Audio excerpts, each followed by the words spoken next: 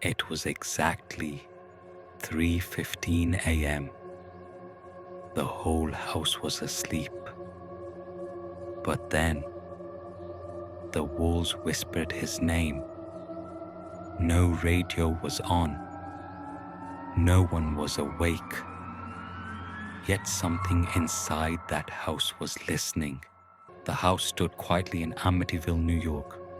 From the outside, it looked normal, clean, silent, a house any family would be happy to move into. When the new family arrived, they didn't know the house was empty, but not alone.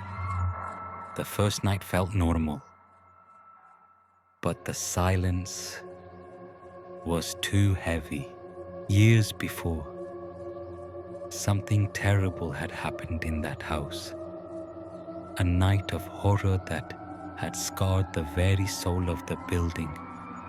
Some places forget over time, but this house forgot nothing.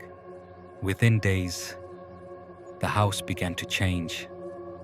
Sudden chills, doors opening by themselves, footsteps in the dead of night. Every night, at exactly 3:15 a.m., the house came alive, as if someone had set a clock. Inside the walls, the father was the first to change.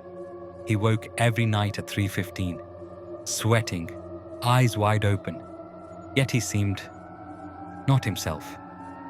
He began to say, "This house, it speaks to me." At first, soft whispers, then clear words, and finally, commands. The daughter told her mother she had a new friend, a girl standing in the corner of her room who never blinked. The youngest son refused to go near the basement. He said, "The walls, they breathe." From the basement came a stench so strong no cleaning could remove it. The very place where the crime had occurred years ago. At night, sounds came from below, like someone was calling out. One night, the mother woke. She saw her husband standing in the corner, not moving, not blinking.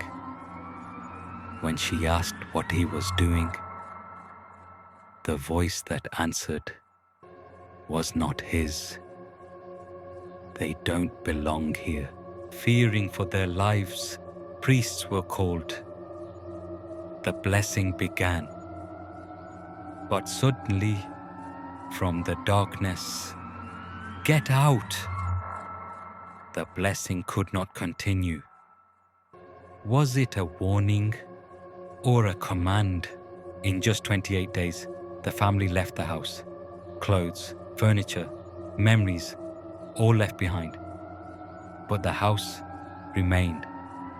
And people say, if you ever walk past it at night, at 3:15 a.m., it may whisper your name. Because some houses don't want visitors, they want replacements.